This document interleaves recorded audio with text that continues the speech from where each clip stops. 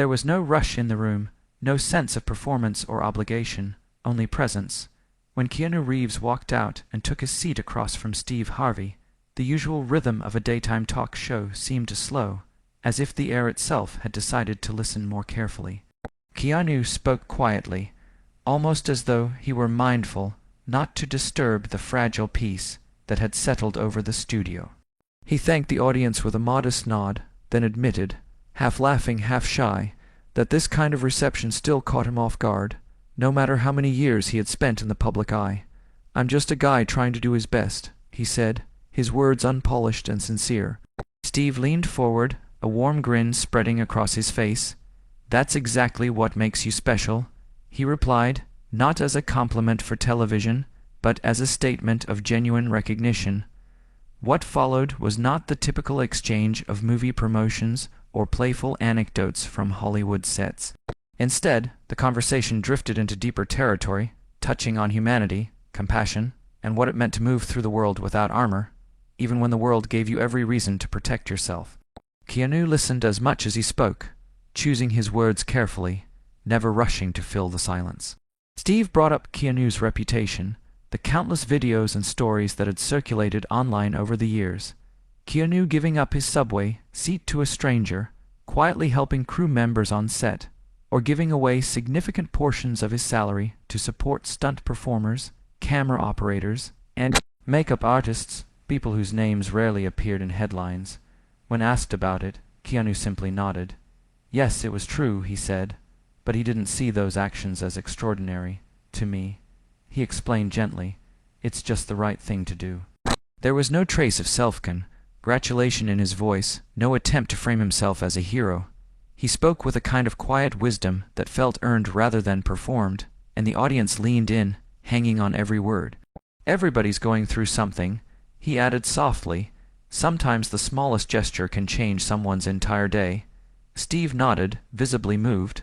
There was something humbling about hearing such words from someone who had every reason to detach, to hide behind status, wealth, and fame.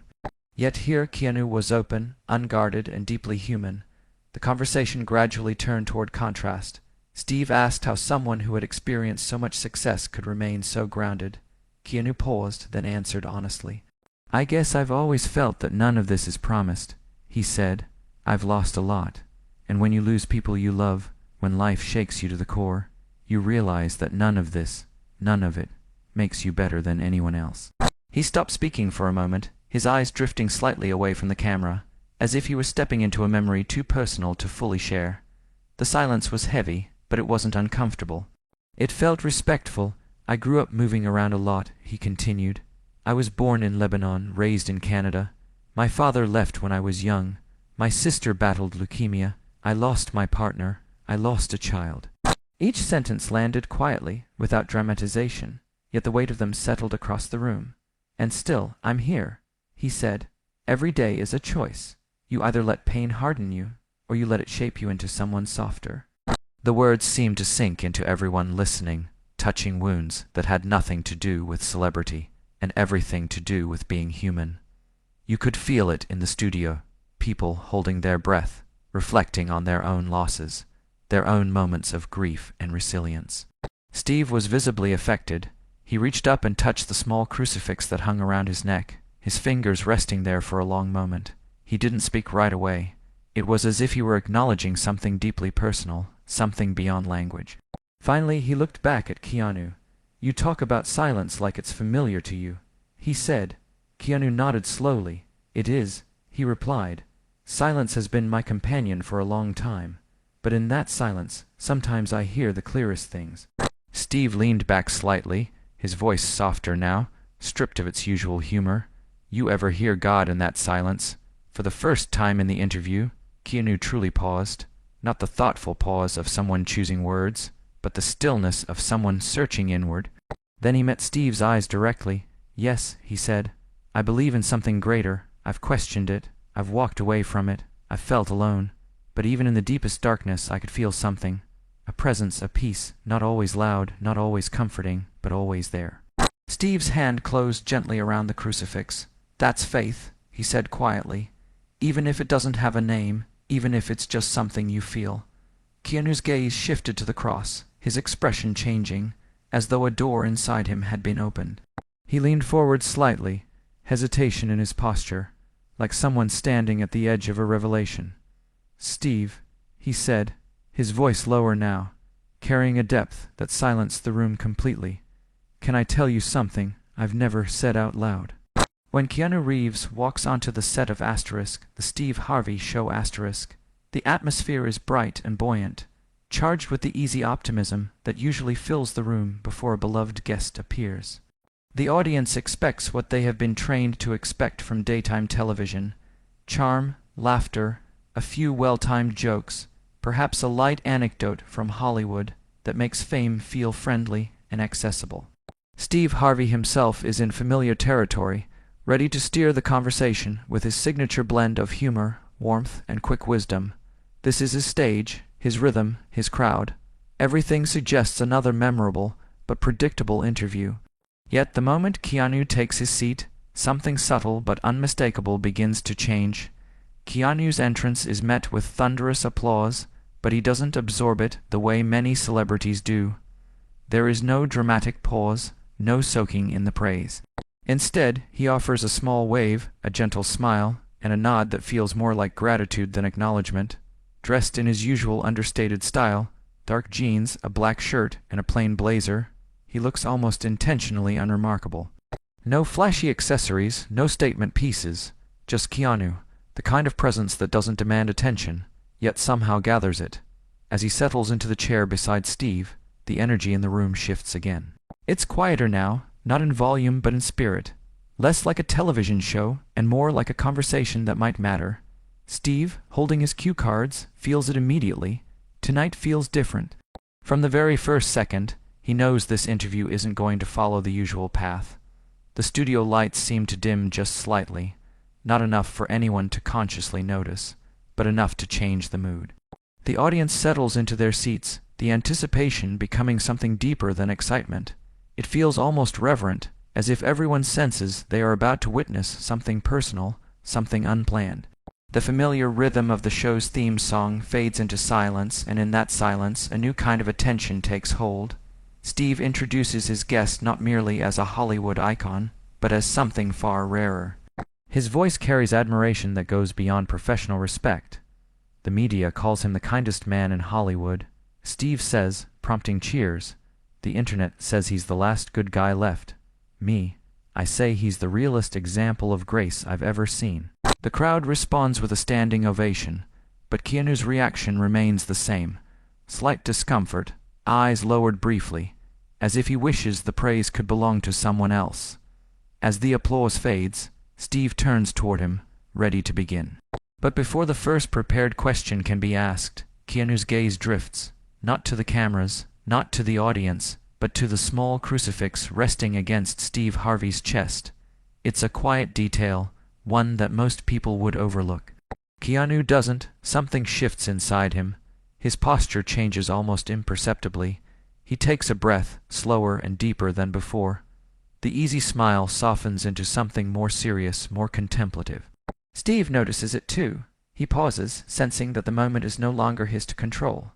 Keanu looks at Steve and speaks softly, his voice calm but weighted with meaning. "Can I tell you something I've never revealed in public?" The question hangs in the air like a held breath. The audience goes completely still. Cameras continue to roll, but even they seem less intrusive now, as if respecting an invisible boundary. Steve nods, his usual humor giving way to sincere curiosity. "Of course," he says quietly, "what began as a friendly interview has now crossed into unfamiliar territory. Keanu doesn't rush, he isn't performing. There's no dramatic build-up, no rehearsed cadence. He speaks the way people do when they are deciding, in real time, whether to open a door they've kept closed for years. His words come carefully, almost reverently, as if he understands the weight of what he is about to share. The tone in the studio changes again, less entertainment, more truth. The audience isn't here to laugh now. They're here to listen. Steve, usually the one guiding conversations, finds himself surrendering control. He lowers his cue card slightly, his eyes fixed on Keanu, not as a host to a guest, but as one human being to another, Whatever is coming next feels personal, sacred even. The crucifix on his chest catches the light, and for a brief moment, everything else fades into the background. Keanu's quiet presence fills the room. There is no rush, no need to impress, just honesty waiting to be spoken. In that stillness, Steve feels an unfamiliar pressure behind his eyes, the kind that comes before tears. He doesn't know yet what Keanu will say, only that it is already changing him. The audience senses it too. This is no longer a segment designed for ratings or viral clips. This is a moment, raw, unfiltered, and real. A reminder that sometimes the most powerful stories don't arrive with noise or spectacle, but with a single, unexpected sentence spoken at exactly the right time. And as Keanu begins to speak again, everyone in the room understands one thing clearly. Tonight, Steve Harvey won't be the one asking the questions. He'll be the one listening, holding back tears, as something deeper than television unfolds right before their eyes. Steve didn't speak immediately. He simply nodded, giving Keanu the space to continue. Keanu inhaled deeply, a slow, measured breath, as if bracing himself to step into the most vulnerable place he had ever shared publicly. "There was a night," he began, his voice quiet but steady, "a few years ago when I was in an incredibly dark place. I couldn't move, I couldn't eat, I couldn't sleep. I wasn't even sure I wanted to be alive. Everything felt hollow, meaningless, empty." The audience remained utterly silent, sensing the gravity of what he was sharing. "I was scrolling through my phone," he continued, his tone intimate, almost confiding in each listener, "just trying to distract myself, trying to feel something, anything, and I came across a video. It was you, Steve, talking about purpose, about faith, about how God doesn't waste pain, and I froze.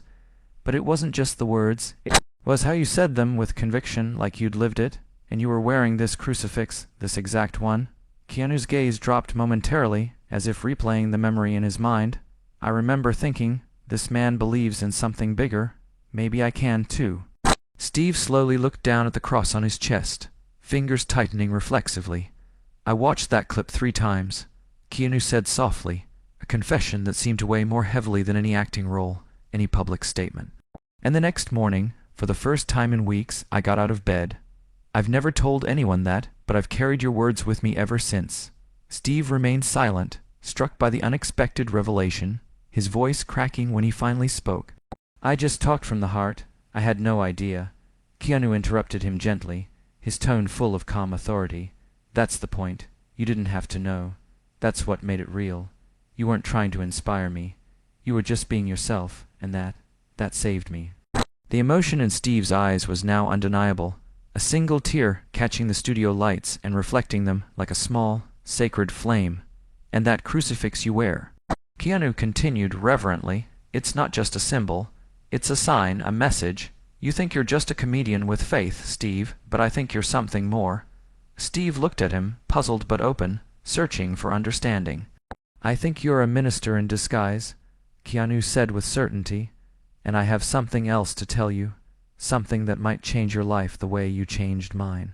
The studio fell into a profound silence, the kind that television rarely captures, as if every camera, every light, had paused to witness this intimate confession. Steve, still holding the crucifix, whispered a single word, "I'm listening." The silence was no longer a pause between jokes or dramatic beats. It was a quiet weight of truth. Keanu leaned forward slightly, eyes locked on Steve's, voice soft but unwavering. "Can I tell you something I've never revealed in public?" he asked, and Steve, steady despite his surprise, nodded, giving him the space he needed. Keanu's eyes seemed to drift slightly, as if looking inward to a time when he was consumed by darkness.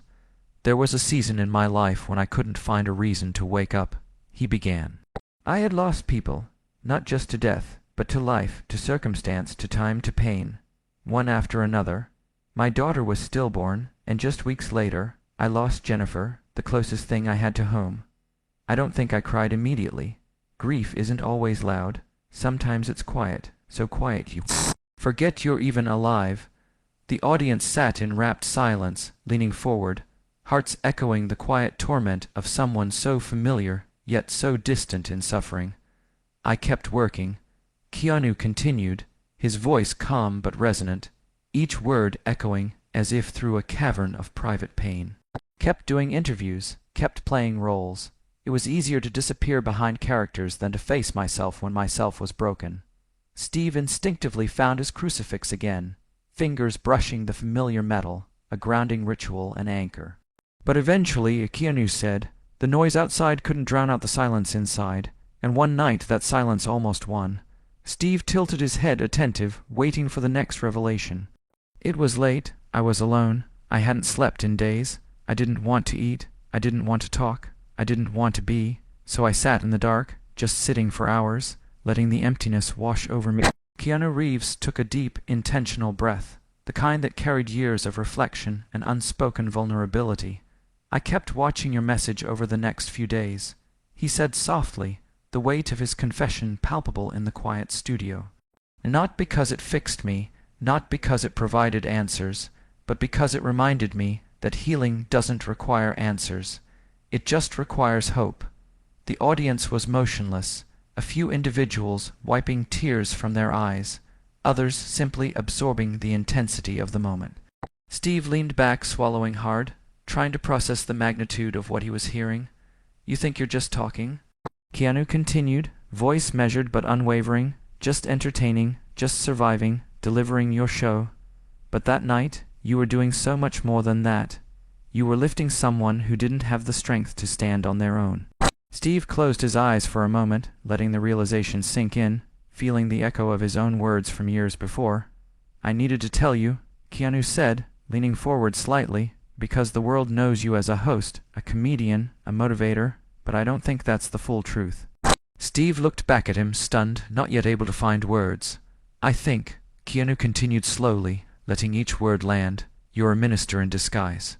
A long silence followed, thick with awe and disbelief. Steve's eyes filled again, his head shaking gently, not in denial, but in humbled astonishment. You ever wonder why people are drawn to you? Keanu asked, his voice gentle, probing yet reverent. All the time, Steve admitted, his voice quiet, reflective. Keanu smiled, a small, knowing smile, full of warmth. It's because they're not just hearing your voice. They're feeling your spirit. You carry something sacred, Steve. Steve let out a short, broken laugh, a mixture of humility and disbelief. I'm just trying to make it like everyone else, he said, almost apologetically. Keanu's expression softened, but his eyes were intense. That's what makes it real, he said. You're not trying to be anything other than who you are, and because of that, you reach people you'll never meet. People in rooms like this, people on the other side of a screen, people sitting silently like I was, feeling unseen. And I know it's hard sometimes, carrying that kind of weight, not knowing if what you're doing even matters. Steve nodded slowly, visibly moved, absorbing the sincerity of Keanu's words. But I'm here to tell you. Keanu continued, his tone growing even more solemn, more intentional. It does matter. And tonight, I have something to tell you, something that might change your life the way you changed mine. Steve's head tilted slightly, startled, the audience leaning in, sensing the gravity of the moment. What do you mean? Steve asked softly. Keanu's eyes did not blink. They were fixed, unwavering, burning with sincerity. I've held these words for years, he said, words that came from you, and tonight I need to say them back to you. Steve sat motionless, breathing unevenly, caught between anticipation and disbelief. Keanu nodded once, firmly, because I think you may have forgotten the power they hold. The weight of the moment was thick, tangible. The studio, usually alive with hums, clicks, and faint background noise, seemed to fade, leaving only the sacred resonance of shared human experience. Keanu straightened slightly, taking a deep, steady breath as though bracing himself to revisit a memory sacred to him. I remember the lighting in that video, he began, voice steady but quiet. It wasn't perfect, a little grainy. You were on stage holding a microphone in one hand, your other hand resting over your chest, right over your cross.